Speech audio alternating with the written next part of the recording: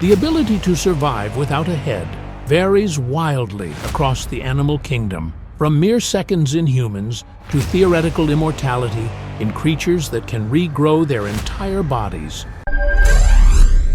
Number 20. Humans. Humans occupy the bottom of this list because our brains control absolutely everything. The moment blood stops flowing to the brain, within 2 to 3 seconds of decapitation, we lose consciousness. Brain wave activity can continue for 10 to 15 seconds, with some historical accounts suggesting brief awareness lasting up to 25 to 30 seconds. Why so short? Our brain needs a constant supply of oxygen-rich blood to function. Without it, brain cells start dying within minutes. Unlike insects or reptiles, we have no backup systems, no mini-brains elsewhere in our body that can take over. Additionally, our high-pressure blood system means massive, fatal blood loss occurs almost instantly.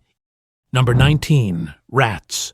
Laboratory studies on rats have provided the most precise scientific measurements of mammal survival after decapitation. Consciousness likely vanishes within 3.7 seconds, with brain activity measured by EEG going flat by 17 seconds. At approximately 50 to 80 seconds, a massive electrical wave of death occurs, marking the final shutdown of brain cells. Researchers at Radboud University in the Netherlands discovered that brain oxygen levels drop to unconsciousness thresholds in just 2.7 seconds. The wave of death signal happens when brain cells, starved of oxygen, release all their remaining electrical charge at once, like a battery fully draining. These studies helped establish guidelines for humane treatment of animals and confirmed that for mammals, decapitation results in very rapid loss of consciousness, even if the body continues showing reflexive movements.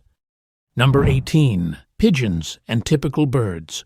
Most birds die within seconds to a few minutes after losing their head. Their high metabolism means they burn through energy and oxygen extremely quickly. However, birds are unique because their brain sits at an unusual angle inside their skull. A bird's skull has 2 massive eye sockets, forcing the brain to sit at a 45-degree angle toward the back of the head. This means the brain stem, which controls breathing, heartbeat, and basic movements, is positioned lower and further back than you'd expect. If a bird loses just the front of its head while the brain stem remains intact, it can survive much longer, as we'll see with the famous case of Mike the Headless Chicken later. The phrase, running around like a chicken with its head cut off, comes from real observations. Decapitated chickens often run in circles for several seconds due to central pattern generators in their spinal cord that control walking movements automatically without needing the brain. Number 17. Frogs. Frogs have fascinated scientists for over 150 years because their bodies continue performing complex movements long after their heads are removed. A decapitated frog can maintain spinal reflexes indefinitely as long as the spinal cord remains intact, though true survival only lasts minutes. Their spinal cord can operate independently, controlling surprisingly sophisticated behaviors without any brain input. In famous experiments by German scientist Eduard Pflüger in 1853, decapitated frogs would wipe away irritants placed on their skin. Even more remarkably, if the wiping foot was removed, they would use a different foot instead, suggesting some form of decision-making happening in the spinal cord alone. Whether decapitated frogs showed true consciousness or just mechanical reflexes occupied scientists for over 50 years. The consensus today is that the behaviors are reflexes but incredibly complex ones, demonstrating how much of what we consider thinking might actually be automatic. Number 16. Bees.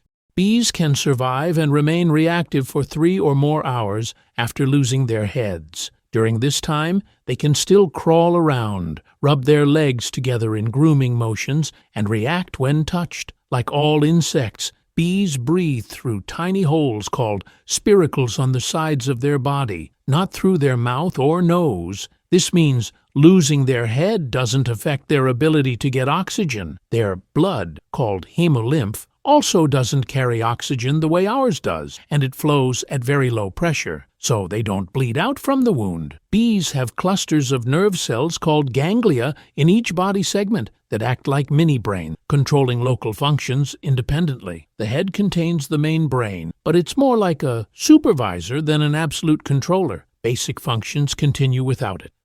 Number 15. Praying mantis. The praying mantis earns its spot for one of nature's most bizarre phenomena. Males can not only survive, but actively continue mating after the female bites off their head during the act. During mating, females sometimes begin eating the male, starting with the head. Rather than stopping the male, decapitation often makes him mate more vigorously. Scientists discovered that the nerve clusters, ganglia, in the male's abdomen control mating movements completely independently from the brain. Removing the brain actually removes inhibition, allowing these ganglia to work without any braking signals. Dr. Michael Maxwell studied bordered mantises for 9 seasons in California, finding that about 50% of males killed during mating are decapitated but continue mating. Some males can even mount females and initiate mating after already being decapitated, using touch rather than vision to locate the female. The female gains nutrition that helps produce healthier eggs. In the wild, this sexual cannibalism occurs in only 13 to 30% of matings. It's higher in captivity, where food is limited. Males that escape typically die naturally, within 1 to 3 days anyway. Number 14. Venomous snakes.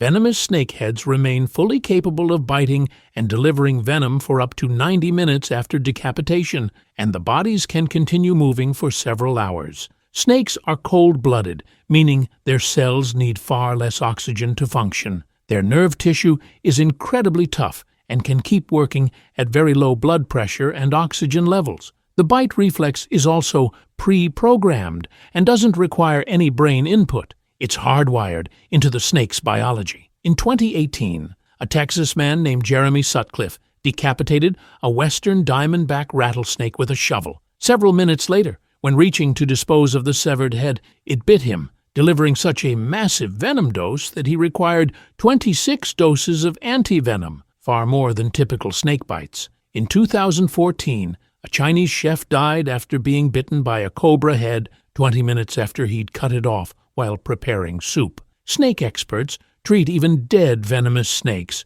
including roadkill and preserved specimens, with the same caution as live ones. The severed head can follow movement with its eyes, and the venom glands remain fully functional. Number 13. Crocodiles and alligators. These ancient reptiles maintain reflexes for several hours after decapitation, including withdrawal responses and continued heartbeat. Their hearts can keep beating because they have their own internal pacemaker cells that don't require brain signals. Because of their size and protected status, extensive decapitation research on crocodilians is limited. However, studies on humane slaughter methods have shown that decapitation alone is not sufficient to ensure death. Crocodiles have approximately 9,000 tiny sensory organs on their skin that are more sensitive than human fingertips. These can continue responding to stimuli even after the brain stops functioning, contributing to their extended reflex period. Number 12. Turtles. Turtles and tortoises demonstrate extraordinary survival abilities, with hearts continuing to beat for 5+ hours after removal from the body, and one documented case of a freshwater tortoise surviving 23 days after complete decapitation. Freshwater turtles, like painted turtles, can survive for over 4 months, completely submerged underwater, with no oxygen during winter hibernation. Their brains continue producing electrical signals even when oxygen deprived. Their metabolic rate is only 10 to 20% that of similarly sized mammals. Medical researchers study turtle brains to understand how human stroke victims might recover from oxygen deprivation. Turtles' shells contain high carbonate concentrations that help buffer the acids that normally damage tissue during oxygen starvation. Decapitated snapping turtle heads continue biting aggressively for hours due to the same reflex mechanism seen in snakes. Number 11. Fruit flies. The tiny fruit fly can survive several days after decapitation if kept moist, making them valuable subjects for scientific research. Scientists documented that decapitated fruit flies maintain normal standing posture, show spontaneous grooming, display vigorous righting response, turning over when flipped, and can walk normally. The thoracic ganglia, nerve clusters in the chest, control these movements independently. Scientists add brain chemicals like dopamine and serotonin directly to the nerve cord of headless flies to study how these chemicals affect behavior, allowing precise measurements impossible in intact animals. Number 10. Ants.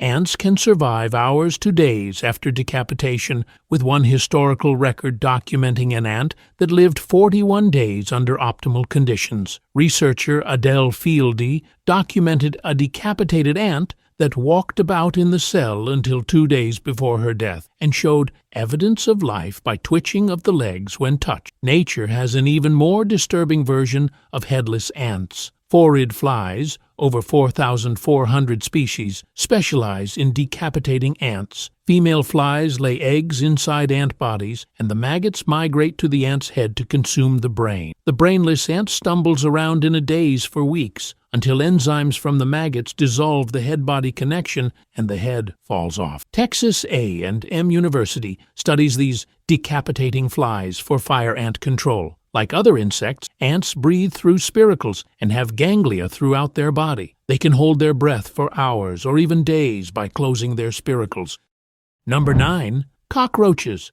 Cockroaches are perhaps the most famous headless survivors, capable of living 1 to 3 weeks without their heads. A fact verified by multiple scientists. Dr. Christopher Tipping at Delaware Valley College decapitated American cockroaches under microscopes and sealed the wounds with dental wax. A couple lasted for several weeks in a jar, he reported. Dr. Joseph Kunkel at the University of Massachusetts confirmed these findings and explained the mechanisms involved. Here are why cockroaches are survival champions. Number 1. Open circulatory system. Unlike humans' high-pressure blood vessels, cockroach blood, hemolymph, flows at very low pressure. The wound clots quickly, preventing fatal blood loss. Number 2. Spherical breathing. Tiny holes in each body segment pipe air directly to tissues. No mouth, nose, or brain control needed. Number 3. Distributed ganglia. Each body segment has nerve clusters that control local functions independently. Number 4. Cold-blooded efficiency. They can survive for weeks on a single meal. Number 5. Remarkably, the severed head can also survive for several hours, waving its antennae. If refrigerated and given nutrients, the head can last even longer. Headless cockroaches eventually die from dehydration.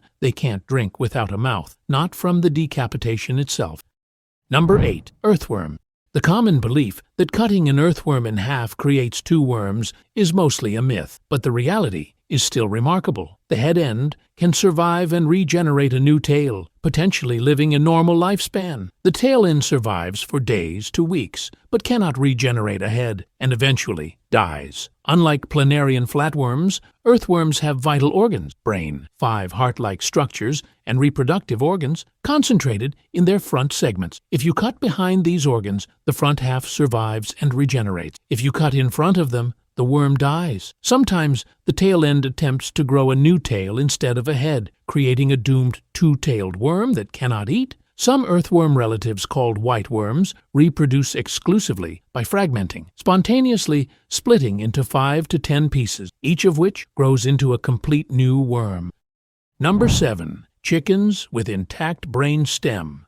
While typical chickens die within seconds, one exceptional case rewrote the record books. Mike the Headless Chicken survived for 18 months after decapitation, from September 1945 to March 1947. Farmer Lloyd Olson in Fruita, Colorado, was slaughtering chickens when his axe struck Mike at an unusual angle. The blow removed Mike's face, beak, and eyes, but left intact most of the brain stem, controlling breathing, heartbeat, hunger, and basic movement. One ear, the jugular vein, preventing blood loss. A blood clot sealed the wound, and Mike simply stood up and walked away. He could walk, perch, and even attempt to crow, though it sounded like gurgling. Olson fed Mike using an eyedropper, delivering milk, water, and liquid food directly into his exposed throat. He was featured in Time and Life magazines, examined at the University of Utah, listed in the Guinness Book of World Records, and toured the country as a sideshow attraction. At his peak, Mike earned $4,500 per month, equivalent to about $63,400 today. Despite many attempts, No one has successfully replicated Mike's survival. Number 6. Hydra. The tiny freshwater hydra can regenerate its entire body and nervous system in approximately 48 hours. Cut one in half, and the head grows a new foot, while the foot grows a new head. Cut one into many pieces, and middle segments grow both a head and foot. Hydra have only a nerve net, a simple network of 100 to 1,000 neurons spread throughout their body with no central command center. Damage to one area doesn't disable the whole system. Hydra replace all their cells every 20 days through continuous renewal. Under laboratory conditions, scientists calculated that 5% of Hydra would theoretically still be alive after 1,400 years. Number 5. Starfish.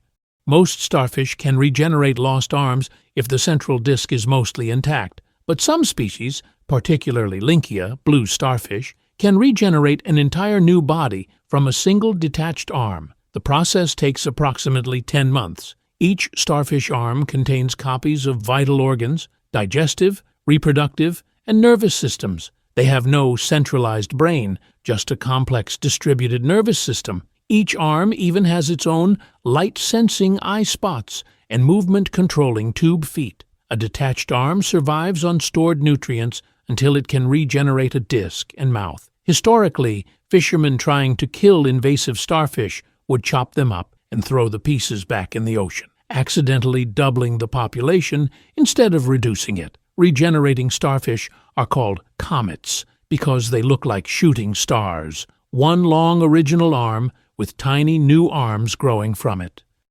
Number 4. Planarian flatworms.